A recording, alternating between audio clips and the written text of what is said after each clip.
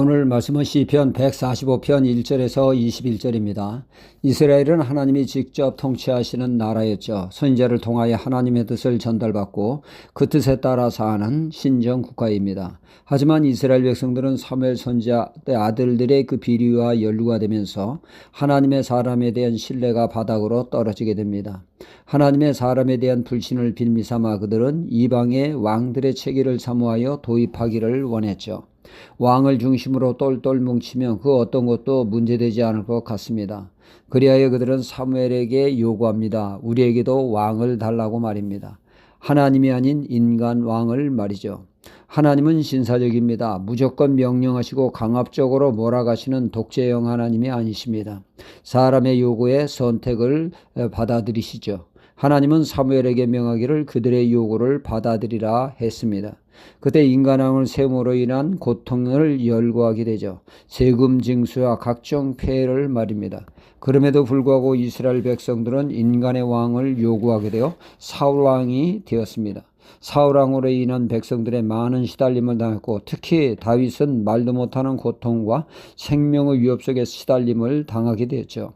이어 왕이 된 다윗은 어떠했습니까? 거기서 거기입니다. 오히려 한술 더 뜨지 않습니까? 멀쩡한 가정을 왕의 막강한 권력으로 무참히 파괴시키고 유부녀를 겁탈하고 심지어 남편을 제거하여 자신의 사람으로 만드는 파렴치한 짓을 다윗 왕이 저지르지 않았습니까? 성군이라고 하는 자가 말입니다. 예수님이 탄생하실 때 동방박사가 경배하러 왔다가 당시 헤롯 왕에게 그리스도를 이야기하자 그는 그리스도를 죽이기 위하여 유아 살해를 해서 많은 어머니들의 한을 불러일으키기도 했습니다.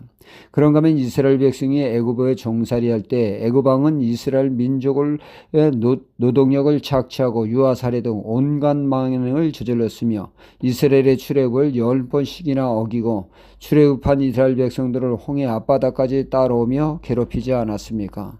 이렇듯 그 북이스라엘의 또한 아합 왕은 온 나라를 인간들의 폐해가 심각한 그러한 우상숭배를 만드는 일을 저지르기도 했습니다. 이런 인간왕에 비해서 왕이신 하나님은 어떠하십니까? 차원이 다르죠.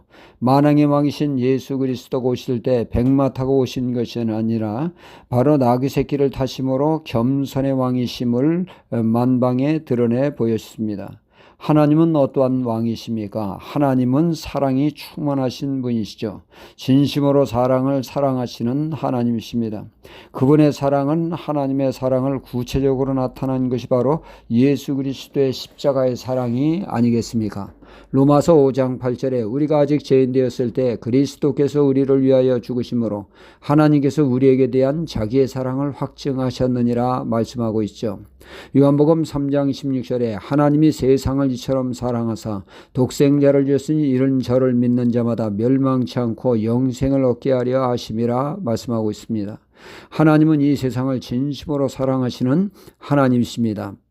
그러기에 이 세상 죄를 사랑으로 기꺼이 짊어지신 것이죠. 오늘 말씀의 다윗은 1절에 왕이신 나의 하나님이라 고백하고 있습니다. 왕이신 하나님을 8절에 여호와는 은혜로우시며 자비하시며 노하기를 더디하시며 인자하심이 크시도다 고백하고 있습니다.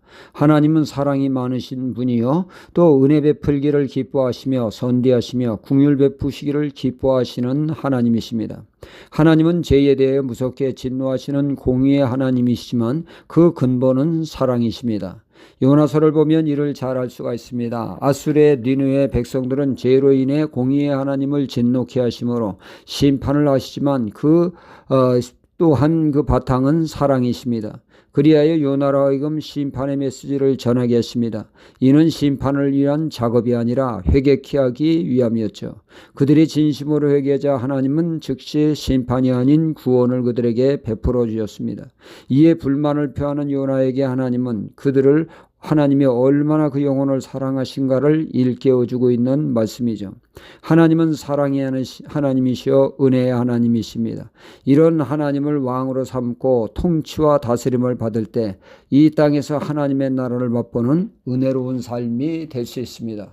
오늘 우리는 하나님을 나의 왕이라 고백하고 그분의 통치와 인도에 따르는 하나님의 은혜의 삶이 되어야겠습니다.